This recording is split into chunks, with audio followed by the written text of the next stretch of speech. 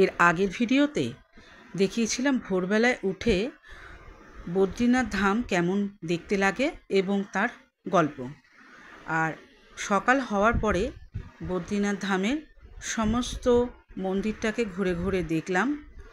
মন্দিরের সমস্ত জায়গায় মানে ভগবান যেগুলো যা ছিল সেগুলোকে সমস্ত দেবদেবতাকে আমরা প্রণাম করলাম। এইখানেতে জল দিচ্ছিল, সেই জল বাড়িতে আনা হচ্ছিল। সেই জলটা হলো বাবাকে অভিষেকের জল। সেই জলটা আমরা নিয়েছিলাম।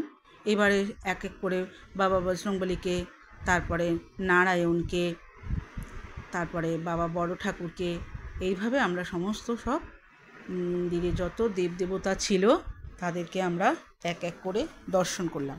আর ভগবানকে বললাম, ভগবান যেন একটু সুস্থ রেখো, আরও যেন তোমার মন্দির, সমস্ত মন্দির যেন দর্শন করতে পারি, এই ক্ষমতাটা দিও।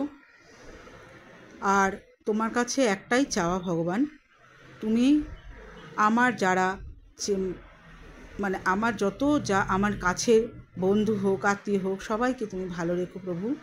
এবং আমার যে সন্তান আছে তাকে বুদ্ধি দাও।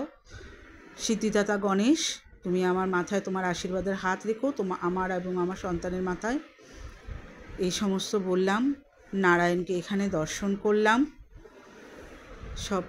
সমস্ত সব ভালো করে আরও দর্শন করে তারপরে এখানে এক জায়গায় যজ্ঞ হচ্ছিল, সেই যজ্ঞটাও আমরা দেখলাম।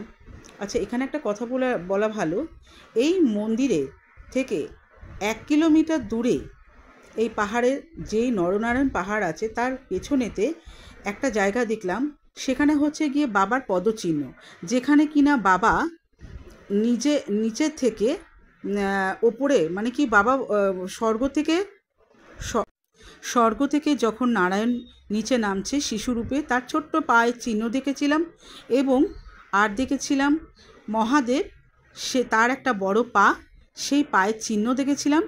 বাবা কি করছে মনে হলো যে এই ছোট্ট বাচ্চাটিকে সে যেন একদম পৃথিবী লোকে নিয়ে আসছে। এই হলো যজ্ঞস্থান। সেই যজ্ঞস্থান আমরা একটু দাঁড়িয়েছিলাম। এর ভাই এত ভালো লাগছিল সকালবেলায়, সে আর বলে প্রকাশ করার মতো না। আর এই হলো গিয়ে সেই যজ্ঞস্থল, এবং এই হলো নরনারায়ণ পাহাড়।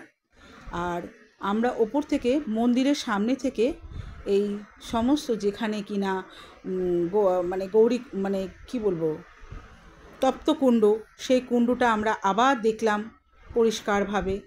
আর এখানে সমস্ত মালা বিক্রি করছিল, ফটো টটো তোলা হচ্ছিল। আমরাও নিজেরা একটু ফটো তুলে নিলাম নিজেদের স্মৃতি ধরে রাখার জন্য।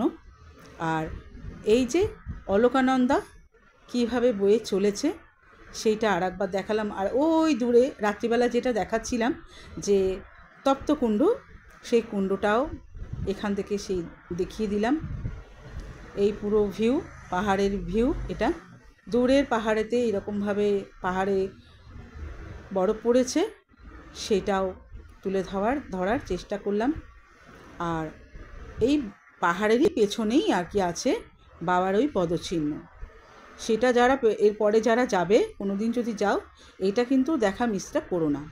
এটা কিন্তু অবশ্যই দেখো যে যেখানে সেই পদচিহ্ন কৃষ্ণের এবং বাবা মহাদেবের পদচিহ্ন। এই হলো সেই পদচিহ্ন। বড়টা হলো বাবা মহাদেবের, আর ছোট্ট যে পায়ের চিহ্নটা সেটা আমাদের কৃষ্ণের। এই ছিল আমার ব্লগ। দেখে লাইক, কমেন্ট, সাবস্ক্রাইব করে দেবেন প্লিজ সবাই।